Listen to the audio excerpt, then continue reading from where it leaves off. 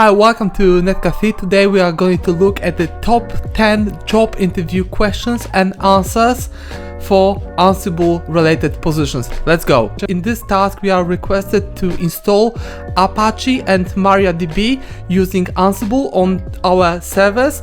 Let's see how we can do it. I have already written the playbook file. It's a provision.yaml. In my setup I have two CentOS servers. One we're going to provision with HTTPD and another one with MariaDB. In question number 2 we're going to dive deeper into the analysis of the playbook file, but for now let's just run it and we see that the tasks are being executed. So the installation, starting of the service, and it's done successfully. Okay, now we can also run quick ad hoc command with using shell module to verify whether the HTTPD is running, and we can see that on my web server group HTTPD indeed is running, and we can do the same with MariaDB and we see it's provisioned successfully. Okay, let's now move on to the second question. We already provisioned the service. Now we must be also asked to explain what is the structure of the playbook file, and let's see what are the different components that create the playbook file needed to provision the infrastructure using Ansible. An Ansible playbook file typically contains a series of tasks that define the desired state of the system. For our example, let's use the code that I used in the previous question to provision HTTPD and MariaDB. So the first key characteristic of the playbook is the fact that it is written in YAML format. So YAML is designed to be easily readable for humans with the simple and intuitive syntax. It uses white space indentations to indicate nesting and structure similar to Python. Indentation is typically done with the spaces, and number of the spaces must be consistent within the same level of the indentation. The second thing that you have to know about playbook is the fact that it contains plays, and the play is a section of the Ansible playbook that defines the set of the tasks to be executed on the specific group of the host. So in this specific case, we have tasks that will be executed on web server group and DB server group. We have two tasks, which is the installation of HTTPD and then starting the service for web server group, and then for another group of the servers I will first install MariaDB and then I will start the service.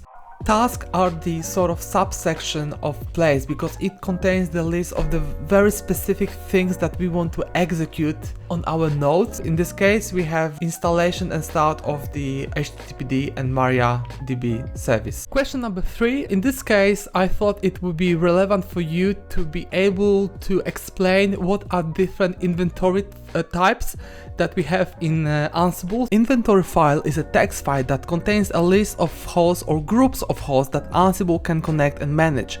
We can distinguish two main types of inventories in Ansible: static and dynamic. Static inventory files are manually created and maintained by the user. They contain a fixed list of hosts and groups defined in the text file. Static inventory is suitable for environments with the relatively stable infrastructure where hosts do not change frequently. And we also have more advanced dynamic inventory. These ones are generated dynamically using external scripts or plugins.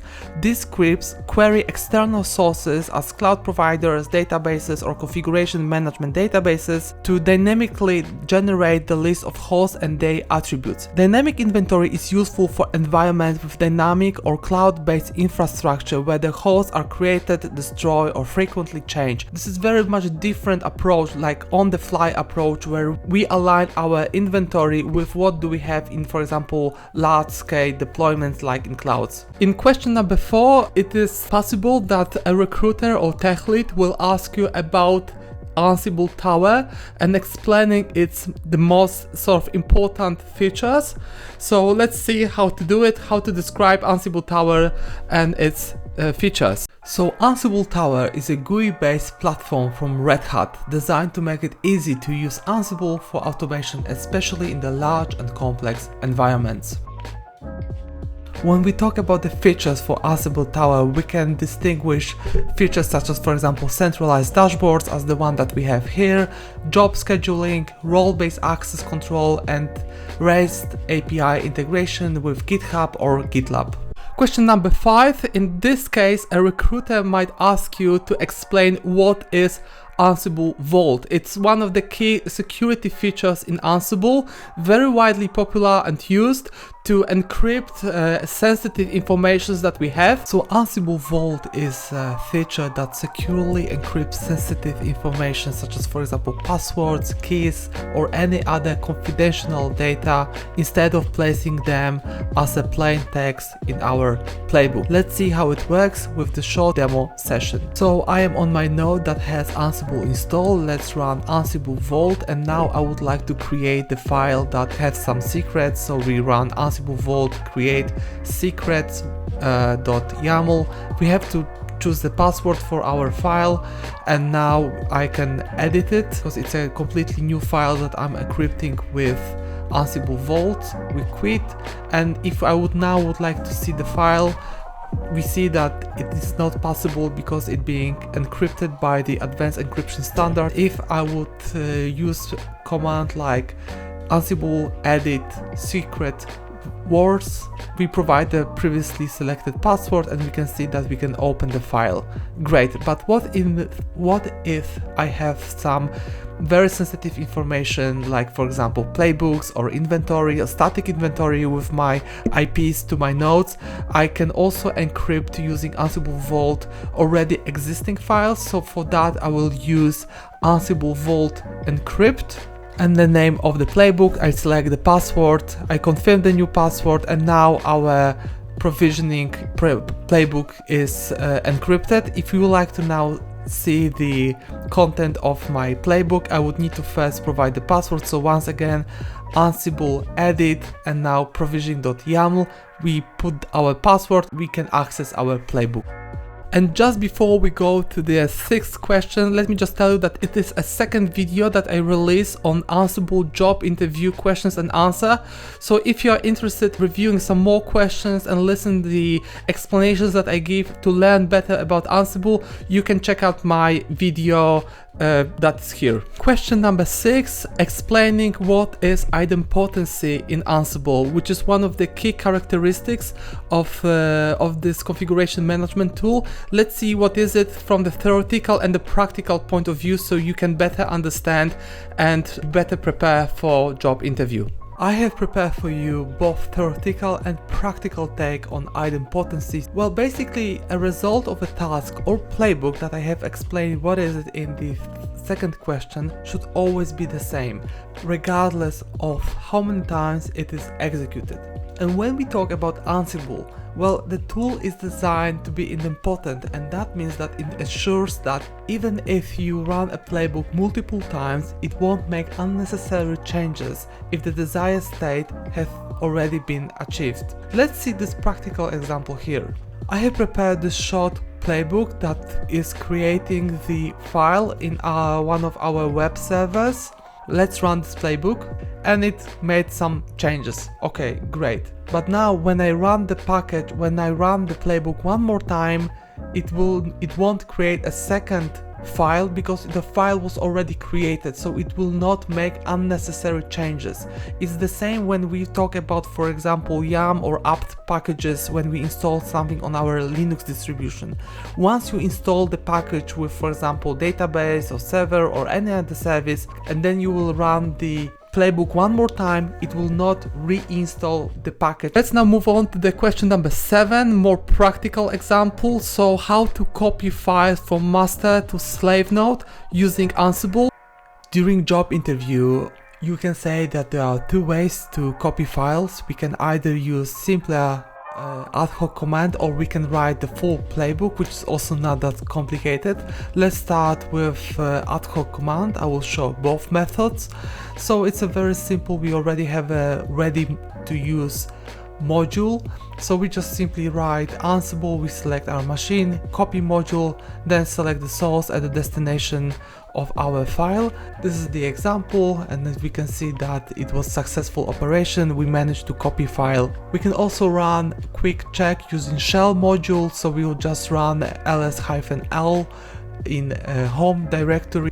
Now we can also write playbook. It's a very simple one that I wrote here. So basically we are having only one play, one task, and we are moving the copy file 22.txt to our destination in home.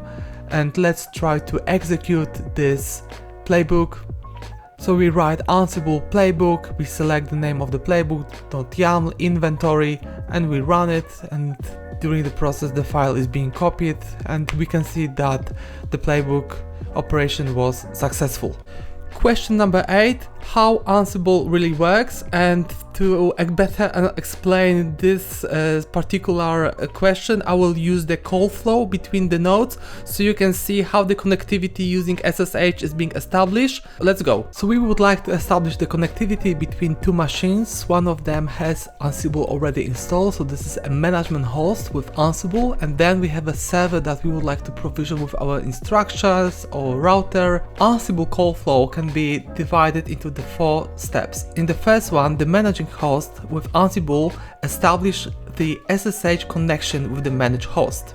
Then in the second part, the managing host sends the commands to execute on the managed host. And this can be really anything like pinging, updating packages, installation of some services, reading the configuration. In the first step, the managing host receives the output of the command execution from the managed host. So this is all that we see once the command was already executed.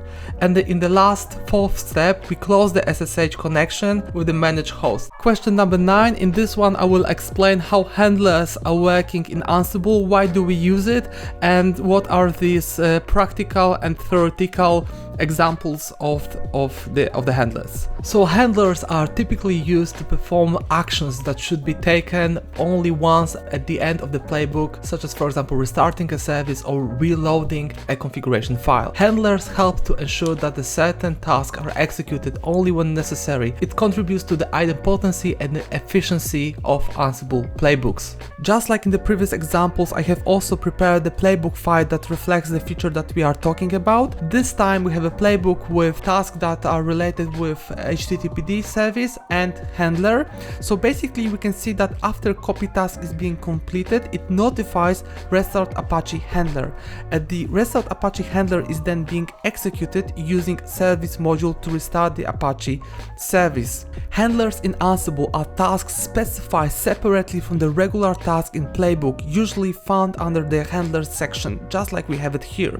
They are activated only when task notifies them, responding to the changes in the state system that necessitate action. Last but not least, question number 10, which is what are the loops in Ansible, how we can get rid of the repetitive tasks and streamline it with loops. In Ansible, loops streamline repetitive tasks by allowing us to execute them multiple times with minimal effort. Rather than duplicating steps repeatedly, loops enable us to perform tasks iteratively, reducing both time and the likelihood of errors. Thank you very much for watching, and if you like the video, please subscribe and watch some other videos that I have on my channel. I talk about DevOps, cloud, certifications, networking, so all the good engineering topics that we have these days.